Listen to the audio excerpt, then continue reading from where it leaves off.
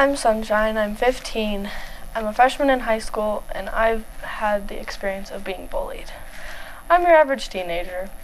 I have been in honors classes, my passion's photography, and it's still, bullying has followed me everywhere. Through cyberbullying, I've been bullied at school, I've been bullied pretty much everywhere I've been. And bullying, it affected me in a lot of ways. I felt alone, I felt scared, I felt a lot of emotions, and you wouldn't really think that I'd be bullied because I'm, your average girl, and most people think that they're bullied because they're different, but I'm no different than you guys. And I don't want you to feel alone, because feeling alone is a really bad feeling. The way bullying affected me was I came home just about every day, and I went straight to my mom's arms and cried just about every day, and just about how people were mean to me and how just their rude comments, even rude looks sometimes really got to me. And I've learned to let it go because and not take it personally, because everything that anyone's ever said just reflected on who they are and not as much as who I am. Thank you, Sunny. That was one of our local teenagers here in Colorado Springs, and I really appreciate you being brave and having the amount of courage that you have to talk about such a difficult subject. And that's why we're here today. So welcome to Rocky Mountain Views. I'm your host, Martha Thompson. And we are honored today to have Master Jay Lee from the US Tae Kwon Do Center. Welcome. Thank you very much for having me, and appreciate Sunny speaking up in that situation. I hope that with our conversation today, we can really help generate some awareness and steps on how to help people of all ages deal with these types of situations. Well, let me talk to you first about how I found Master Lee. I was looking online, actually covering national programs, looking for anti-bullying, and yours is the most concise and helpful to all ages program that I have found. And when I walked into your studio, I was so impressed with the young people that were behind the counter, and in particular a second grader who explained to me that Taekwondo is about respect. And I couldn't believe that came out of the mouth of a 7-year-old who presented himself with the utmost confidence and assuredness, and it came from your program. So talk to me about Taekwondo in general. Well, thank you very much for saying those kind words. We're very proud of all of our students and our staff working very hard. Yes. Just share a little bit basically about Taekwondo. There are really a couple major martial arts. Taekwondo and karate are probably the most popular martial arts. So there are a couple of major differences as we compare Taekwondo with karate. So first is the country of origin. Taekwondo comes from Korea. Karate comes from Japan. Number two, we are going to emphasize more respect and self-discipline than any of the other martial arts. So what that only means is that we're going to be less aggressive as a style of martial art. That doesn't mean obviously any of our techniques are less effective, but Right. less aggressive. That means the kids in our programs are not the types of kids going out starting fights and being the ones bullying other students. The third major difference between Taekwondo and karate is that we're going to emphasize more kicking than any other martial art. We certainly use a lot of our upper body techniques as well, but we are the most kicking of any kind of martial art. And then fourth, Taekwondo is the only similar martial art that is a full Olympic sport. So not karate, not kung fu, not jiu-jitsu, not mixed martial arts. Only Taekwondo and judo are full Olympic sports. And it's an impressive sport, and I do see the physicality in it. You were kind enough to give me a DVD of a demonstration of Taekwondo, and it's very physical. But that is a real small portion in the confidence that your students have. Absolutely. A lot of the skills, we sounds kind of cliche, but we like to build really from within first. So build a strong mind, strong confidence, strong discipline, and then obviously the physical side comes with it. Now, how does that play into your anti-bullying program? Because I want to talk about, who is a bully? Who's the target of bullying? And how is your program so effective against this? Well, I'm very fortunate for being in my profession. I'm actually a second-generation master instructor. My father immigrated to the United States in 1975, so he's a grandmaster from Korea. He was a national champion in Korea, and we moved here to Colorado Springs in 1986. He was selected to be '88 Olympic coach. And so I share that information because we're constantly blending old traditions of martial arts and constantly learning and trying to be better martial artists in general. So for us as martial artists, the whole thing we used to learn as children is, you know, you never use Taekwondo unless you really have to. But it was really hard for our students to understand, well, how do you get from being very respectful and never using your martial arts to actually knowing when is the right time to use it? Right. Because we emphasize so much respect, we emphasize so much self-discipline, and so we teach our children in our programs, hey, you can't use this. But then kind of an interesting story, we had a child one time, he was a black belt in Taekwondo, and he was learning, he had some really wonderful kicks and punches, and he came in to the dojang, to our Taekwondo school one day, and he kind of had a black eye, and we said, hey, Johnny, what happened to you? He said, well, you know, Master Lee, I was kind of in a situation, and you told me never to use my Taekwondo in the wrong way, so he hit me. And I said, well, you got to know when the right time to do that. So as a school owner and as a martial artist, I continue to train on a regular basis. I always try to improve my skills, but also I try to reach out and find out better ways to teach our program, better communicate how to use our skills. And so I have to give credit to one of my seniors. He's a good friend of mine. He's another Master Lee in Wisconsin. And he developed this program, actually, it's a verbal skill anti-bullying program that was actually developed years and years ago by a police officer. His name is Dr. Thompson. And Dr. Thompson was a police officer in the streets of New York, and he developed this verbal program, which is really the same type of program that police officers use. So he developed this program to train police officers, over 1 million police officers in the last 30 years. And these types of philosophies were created to blend with the martial arts skills. And so it's developed for children on using the same step-by-step process to justify your actions, to de-escalate situations with your words.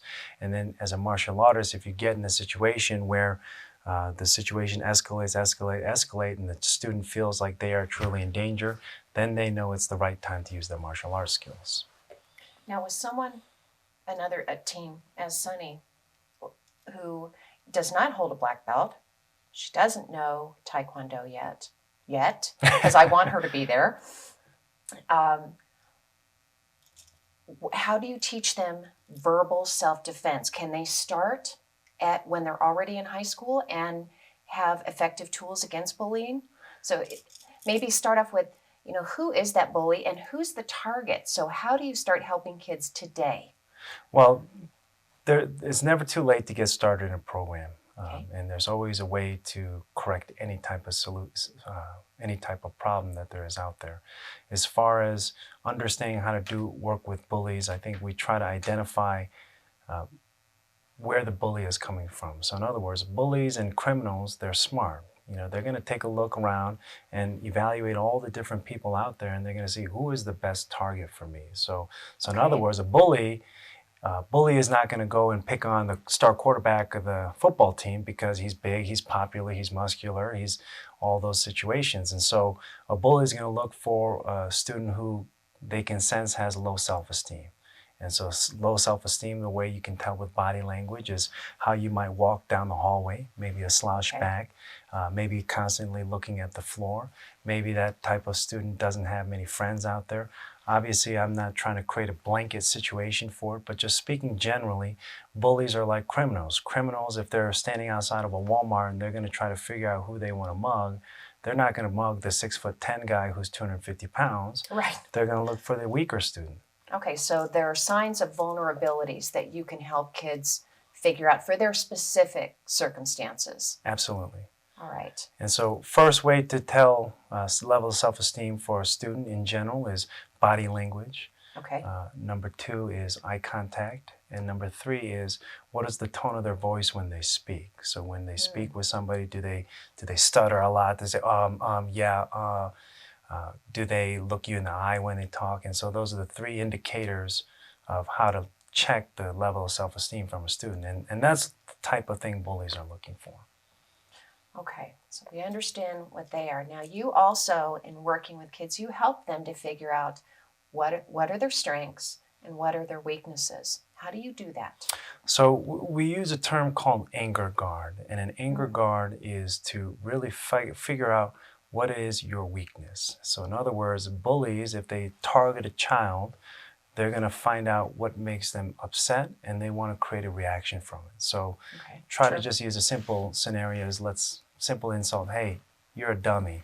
And so if you get bothered by being called a dummy, then they're going to say, hey, stop calling me a dummy. Oh, you're really making me upset. And so those are the types of reactions that the bullies are looking for. Okay. So to go back for what an anger guard is, you have to figure out what your anger guard is. So if in this situation, we know that the anger guard is dummy. Okay. And so the path to strength is really recognizing your own weaknesses.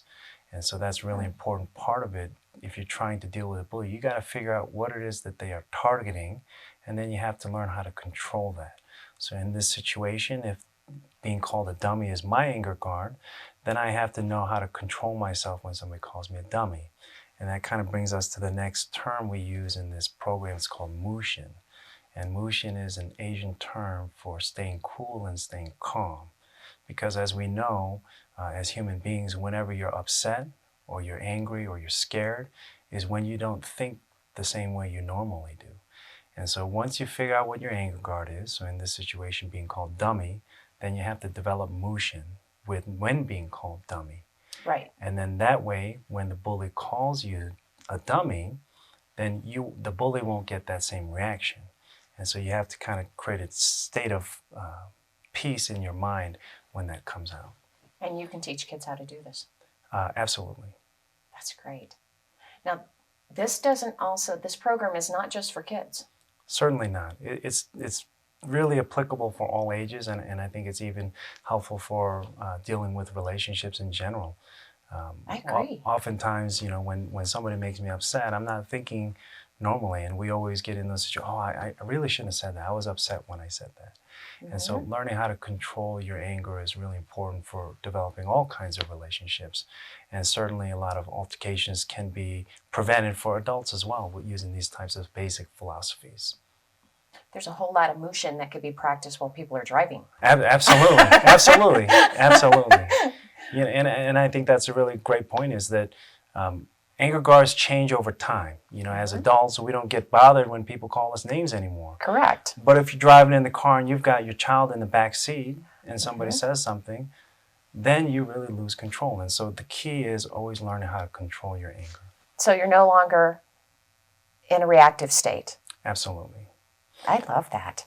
So for anyone, even with their work relationships, let alone personal relationships, I'm thinking at work, it would be very applicable. Absolutely, absolutely.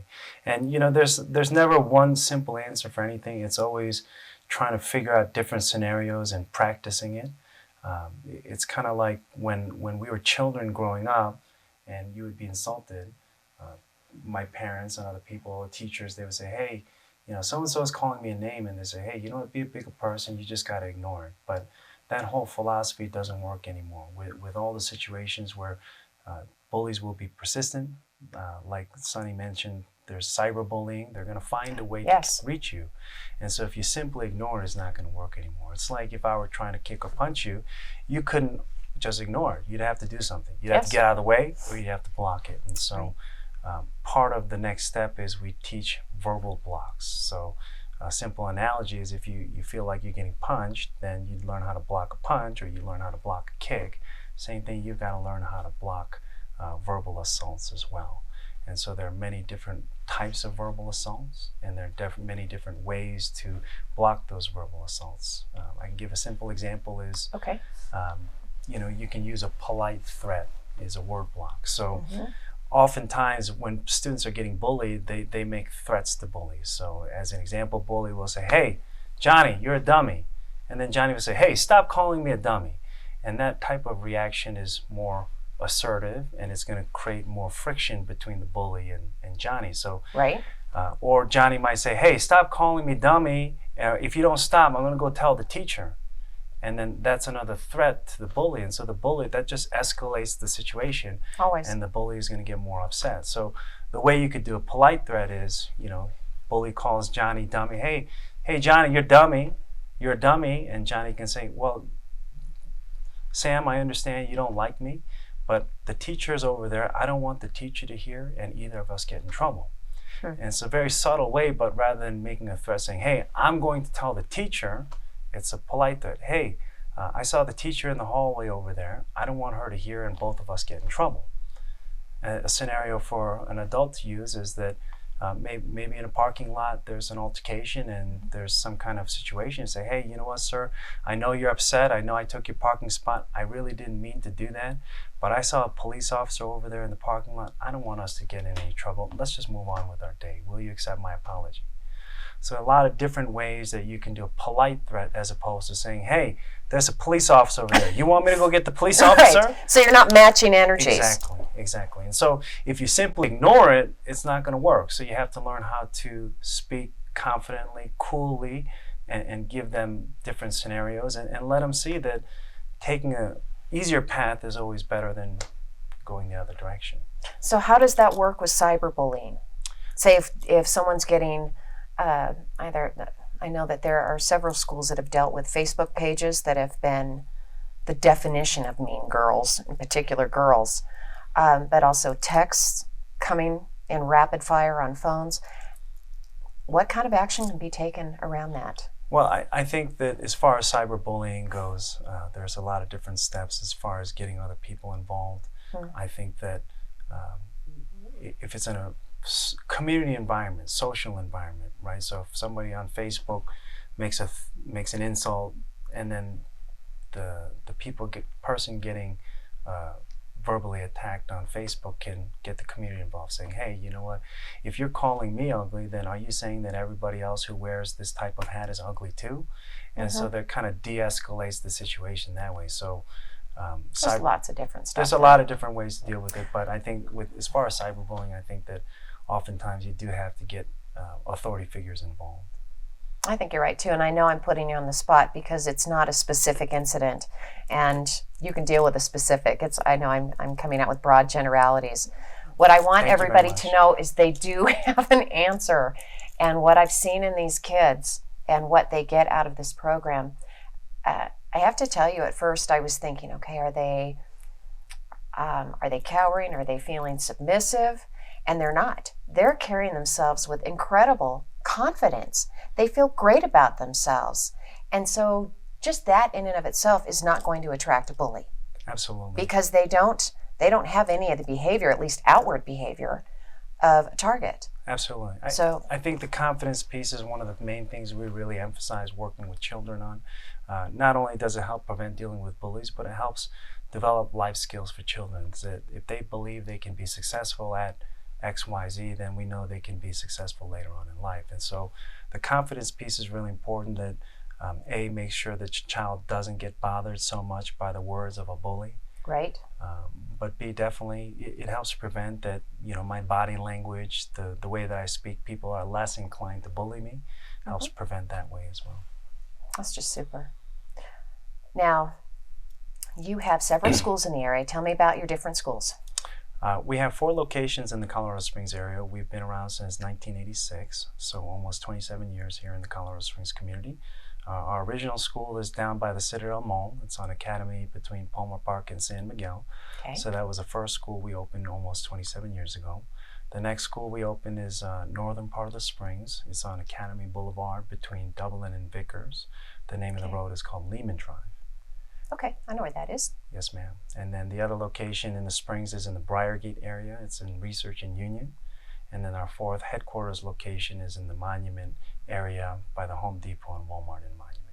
And it's beautiful. Oh, thank you very much. It's just a beautiful school. Now you have classes for different groups. You have classes for little ones, you have family classes, and you have adult classes. How does someone get started, and how are those broken up? We do have 3 major classes, as you mentioned. So we have classes just for kids 12 and under. We also have classes for only adults, and we also have classes for all ages. That's kids and adults together. Those are typically the family classes where children practice with both mom and dad. and those are of course the most popular classes. They're all broken up belt specific as well. So in other words, I don't have black belts training with the white belts. We have beginner classes for all of those different types of classes. As far as getting started with our program, the best thing to do is to give one of our locations a call. The first thing we do is a free evaluation. Okay. We evaluate each student to find out physically, mentally, where they are best appropriately put what type of program. And then from there, it also gives us an opportunity to get to know the family a little bit better, and then vice versa for the families to get to know our school a little bit better. There's a lot of different martial arts schools out there. None is any better or worse, but they're all different, and their methodology is always different. So every martial arts school talks about teaching confidence, teaching respect and discipline, but how do you get that message out there? How do you teach those students those types of life skills? And so that's where we really make ourselves a little bit different. We have a fully trained staff. All of our student staff are CPR certified. They're always background checked to make sure they are always going to keep your children and your family safe. And I can tell from personal experience that there is no greater testament than to see someone walking their life in that way. And everyone inside your studio had that about them, where I felt completely safe, and I could start a class. I could do that. So when are you going to get started then? Watch out, honey. It's just a really great place, and it's a great place for kids to come and get started. And it doesn't matter what level they're starting at, what fitness level they're starting at, all are welcome. Absolutely. I have literally in our program ages 4 to 75 years old. The oldest student in our program, she's 75 years old. She's been training for almost 2.5 years now. Her cardiovascular system has really improved. Her bone density has improved, and so she's staying really active in this program. We have people who start who are overweight. I have some people who've literally lost 150 pounds training in our program, and we definitely have elite level athletes as well. So it really is for everybody. All right. Now there are two other things that I want to talk about. One is the event that you gave me the DVD of, if you talk about that coming up, and then also your scholarship program. Wonderful. The event that we have is called the US Open Taekwondo Hanmadang, and it was actually created by my father. Actually, take a step back. In 1992, he created the first ever Taekwondo Open Championship. It's called the US Open Taekwondo Championship. And so in 1992 it was created, but that aspect of Taekwondo is just the sparring part, the fighting part. If you draw Taekwondo in comparison to gymnastics, gymnastics has many different events. They've got the rings, they've got the horse, they've got freestyle, so Taekwondo is the same.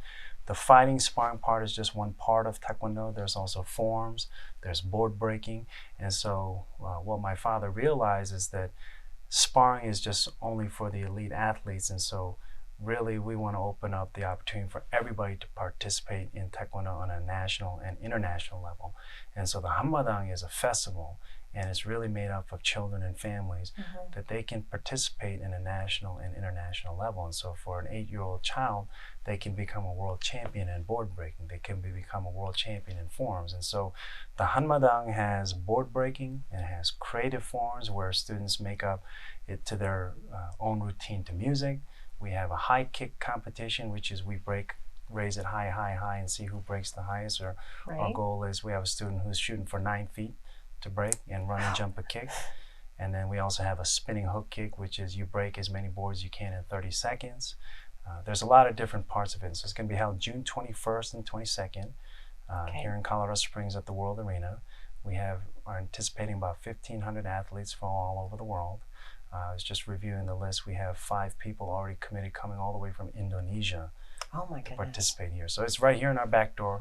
A lot of people can participate. It is open to the public.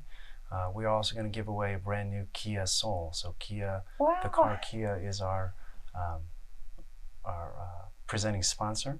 And so we're going to raise some funds for the Memorial Hospital. And how do people get tickets to this event? So the best way to find out about it is to go to www.usopentkd.com, and it has all the information on how to buy raffle tickets for the Kia Soul giveaway, how to buy spectator tickets, how to participate as well. And then lastly, the scholarship program, the Wu Song Foundation, if you'd speak to that. Yes, the Woo-sung Foundation, Woo-sung is actually my father, Grandmaster Sang Lee's Korean nickname. And so some of our students, they created this foundation, so it's a full 501c3. Okay. And so it's the Woo-sung Foundation. It creates scholarship opportunities for anybody to participate in Taekwondo. And so the website is woosongfoundation.org. And students can apply for scholarships on there. It's all need-based, and so that way we open up the doors for anybody to be able to participate in Taekwondo. Outstanding. Well, we're going to close out the last couple of minutes in showing some film from that event from last year. Great. So we'll be showing that. But again, I want to thank you for the experience of being at your center and seeing not just the physical development of people, but a development of emotional intelligence and self-respect, great self-respect, which of course always translate to respect to others. Well, thank you very much. It's really been an honor and privilege for me to spend some time and be here for your show. Thank you so much. Thank you. All right, well, we're going to close out with film that is from their DVD, and we'll make sure that we put all the information on the screen. Thanks so much for joining us today.